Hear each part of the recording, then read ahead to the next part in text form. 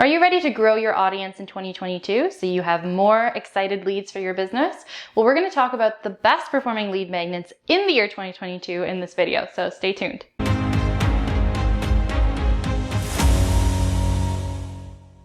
Welcome back to my YouTube channel. My name is Emma. I'm the founder of the branded copywriting boutique Emma Gibbons Content and Coffee, which is based here in Toronto. We primarily serve premium service-based businesses or high-end product businesses like real estate, vacation rentals, or wine, jewelry, and we love it, but this channel is all about copywriting, content marketing, and entrepreneurship in general. So if those are topics that are interesting to you, then please consider subscribing and hit the notification bell below. But let's dive into lead magnets for 2022 right now. So first off, what is a lead magnet? Well, essentially, it's something that you're offering to give your ideal clients in exchange for their contact information. And critically, it is something of value to them that you're offering in exchange for their contact information. Usually that contact information comes in the form of email addresses, but especially with B2B or business to business companies, that might also be that they want to call them up on the phone.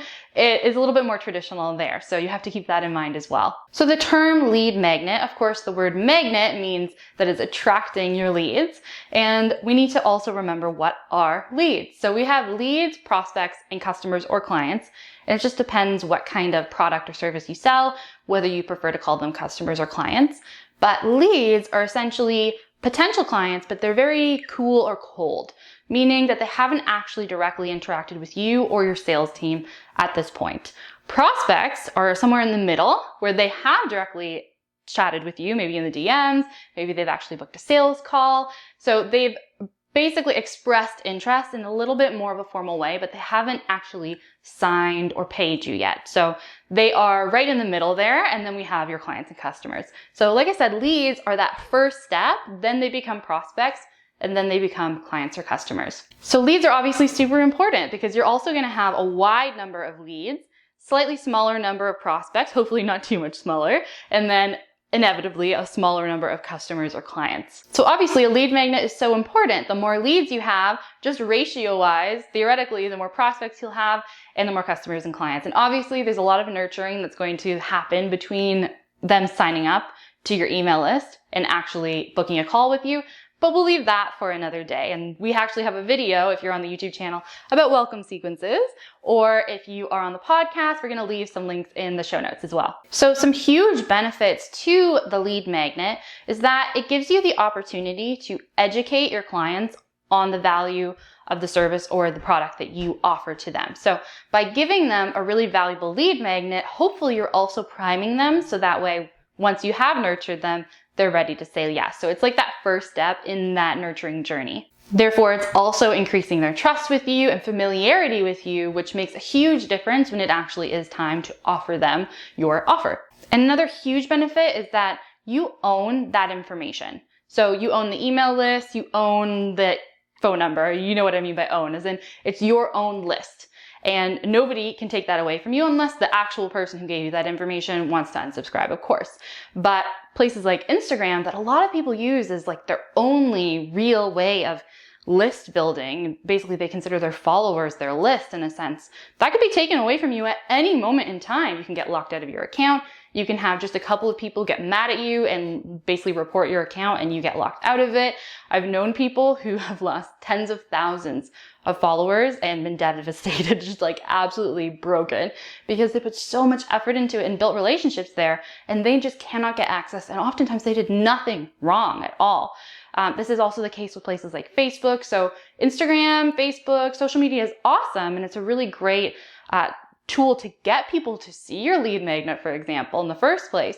But you do want to have a lead magnet in place and an email list because it's something that you own and nobody can take away from you. So we're going to get into those concrete types of lead magnets in just a second, those formats for lead magnets that are performing super well in 2022. But first, we have some tips on the content that you are going to want to keep in mind regardless of what format you use. So first off is that you want to make sure that this lead magnet provides something of value to your targeted audience. So while we did say the more leads, theoretically, the better, because the more leads you have, ratio-wise, you should have more prospects, more customers or clients. You still want to make sure that those are the right types of leads, that they do fit into your ideal audience, that they are people who realistically would buy from you. So it really should be quite a defined value that you're providing in the lead magnet. Second is that whatever that thing is of value, it's quite action oriented, and it promised them a quick solution to a problem. So you want to make sure that it's something that is really easy for you to explain, like what is the number one benefit that they get from using this lead magnet, and that it's quite simple, right? So that quick win also means a simple win, because if you give them a whole bunch of stuff to do or a whole lot of value, well, yes, we do want to impress people with our lead magnet so that they think, well, if this is for free from them, what must the value be like when I pay them for something? You also don't want them to get muddled in all of that information, all of those steps, because oftentimes people won't act on it all on their own.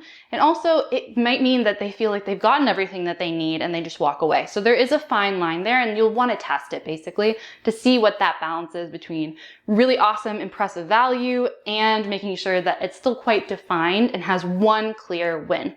And then the third general tip is to make sure that whatever this content is that you provide in your lead magnet, it is in some way relevant to your offers, what it is that you sell.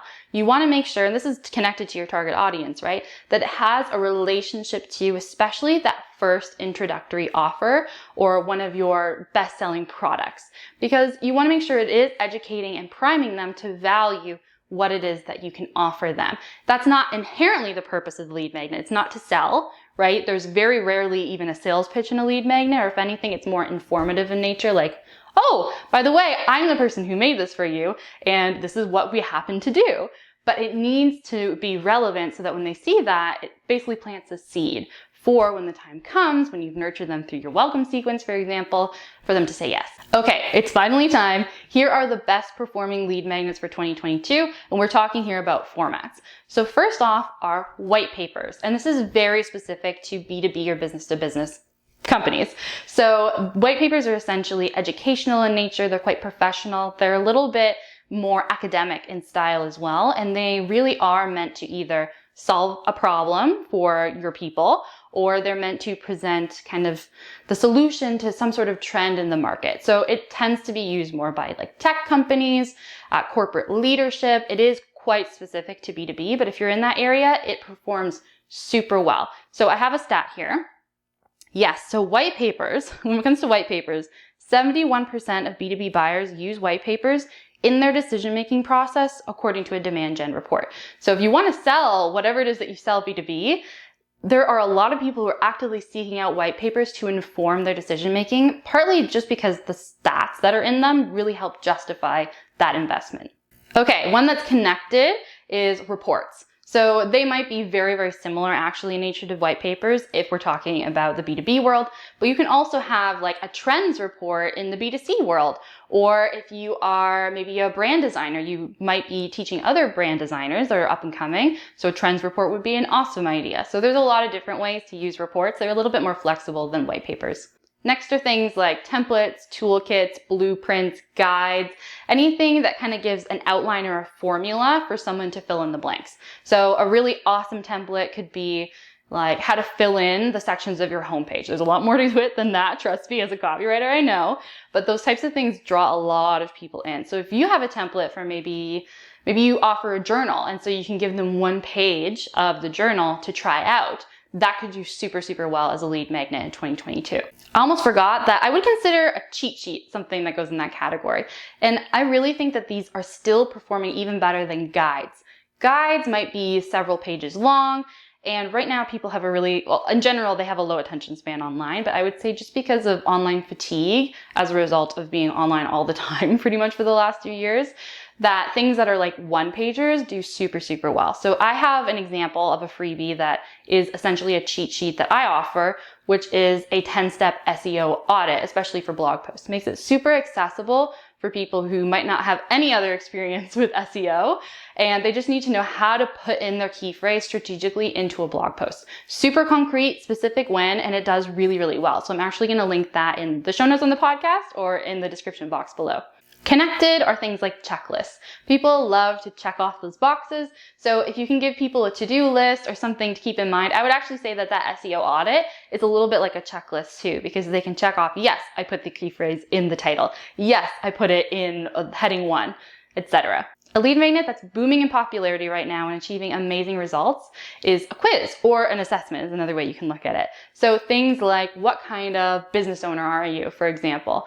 These are so popular because people love to learn about themselves. People love to have insight into their personalities, into their mindsets, and it gives you a really easy option to say, well, if you're this business owner, to use that example, number 1 solution that you need to start thinking about now is this. Right? Easy, quick win, really easy way to make it a single focal point for them to start with. It can also be super awesome as a diagnostic tool, right? So that can really easily bleed into your offers, especially if you're like a service-based business owner, where if this is your result and this is your first win, then through the next sequence of emails that comes after it, you have the opportunity to say and to build up to, well, and here's our exact way of helping you to achieve that quick win. And you can do this with products too, right? Like if you are the Paris type and they have a candle that is Paris inspired, then they can naturally pair you to that candle, and it makes sense that you should just buy that. It just basically makes it super easy for you to connect it to what it is that you offer in a way that's really fun and makes people feel like, oh, yes, this is tied to my identity. It really gives that sense of, I already own it in a way, and really psychologically helps them to invest. Next are discounts, and this is really something I would only do personally in the realm of product-based businesses. So it can be as simple as your lead magnet being on your website, a little pop-up that comes up saying, get 10% off your first purchase when you join our community, something kind of benefits focused like that. And they put in their email address and they get an email saying 10% off. So naturally, well, I got 10% off. That necklace I was looking at that was $200 isn't exactly $200 anymore. I'm getting the savings. It makes it a little easier for them to invest as well. So it can be quite a quick performing lead magnet in the product space. Finally, free trials. Free trials tend to be the best when you offer some sort of membership or technical software, for example, and people can see the value of what it is that you offer. And it just makes it easier for them to continue. And this is why you also, on a lot of free trials, have to put in your credit card information first. So that way, at the end of the 7 days, it just naturally rolls over. I don't love that as a consumer.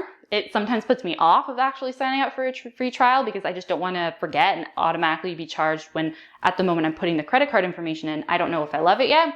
So think about that. But oftentimes having that free trial does convert the people that you're trying to get, who are that interested in testing it and playing with it, to actually sign up for an ongoing membership. All right, so now there are 2 types to avoid, 2 types of lead magnets to avoid. So we have ebooks, because of the fact that people are tired, basically, online fatigue. It's hard to be looking at a screen all the time.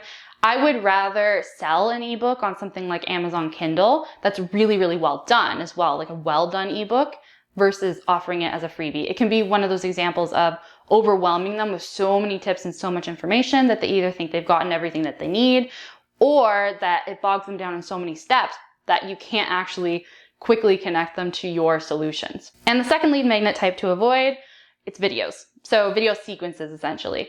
3 video sequences really took off in the last few years, but they've mostly been successful for big names. So people like Gabrielle Bernstein or Marie Forleo, oftentimes they're online business owners selling to other people who primarily work online. And I would just say that unless you're a big name, it's not worth the amount of time it's going to take you to put it together. Probably the money you're going to invest in making sure that you have good lighting, that your hair is done nicely. I just don't think that it's worth it. Like, the return on investment just isn't there in my experience when it comes to smaller or medium-sized businesses. I would leave that for more established businesses, at least at this point. Finally, I just want to mention, I don't include webinars, whether they're live or evergreen, in lead magnets because of the fact that they are more events. And the same thing with challenges. I think that the amount of preparation that goes into them, the structure of them, I don't consider them lead magnets. I know that there are some people who do, especially when they're evergreen, but I truly don't. I just think the amount of work that goes into them and the fact that they are event-like in nature, that you are often there live for webinars and events, puts them in a different category. And oftentimes they're more effective because of that. But I would leave that conversation for another day, and I would use at least one of these lead magnet types that we went over in this video as that evergreen passive option to get more leads in. All right, finally, there are 3 ways to make sure that your lead magnet is effective. One is to test it. Get some people who fall into your ideal client avatar, whether through market research or past clients. Get them to look at it and tell you, did they enjoy it? Was it too much information? Really test. You can even have 2 different versions of it and test which one is more valuable to your ideal clients. Tip 2, to make sure that this is an effective lead magnet, is to make sure you're promoting it. Make sure that people know that you offer it, that it exists. So you will often want to do this on places like social media. Put posts up about it, put stories up about it, make sure people know where to find it, and always keep it benefits focused. What is that quick win that they're going to get if they give you their email address in exchange for this lead magnet? And then the third tip is to make sure that once they land on the page offering them the lead magnet, asking them for their email address in exchange, then it is actually compelling copy, right? It could be simple copy and very short copy, but you want to make sure that you have a structure there that's going to get them to say yes. So I would recommend starting with AIDA, which is that gold standard copywriting formula. And if you're on YouTube, we're going to link the video here for you in a card and also in the description box to go over how you use AIDA. And we'll also on the podcast version put it in the show notes. And by the way, if you didn't know we have a podcast version or a YouTube channel, make sure you check out the opposite wherever you are. Check out the other one by looking at the description box or the show notes. So that wraps up the best lead magnets for 2022. Which lead magnet type are you going to try out this year? Tell us in the comments below if you're on YouTube, or tag us on Instagram at EmmaGibbonsWriter to tell us which lead magnet you're going to try out. I am going to be trying a quiz this year. I'm really looking forward to making that happen. Thank you so much for joining me. If you like this video, please hit the like button and the subscribe button as well, and the notification bell so you never miss a video. Like I said at the top, we do copywriting, content marketing, and entrepreneurship videos every single Thursday. So I can't wait to see you next week. But if you'd like to stick around longer and you're on YouTube, then check out some of these other video options on the screen right now. And either way, I will see you next week. Bye.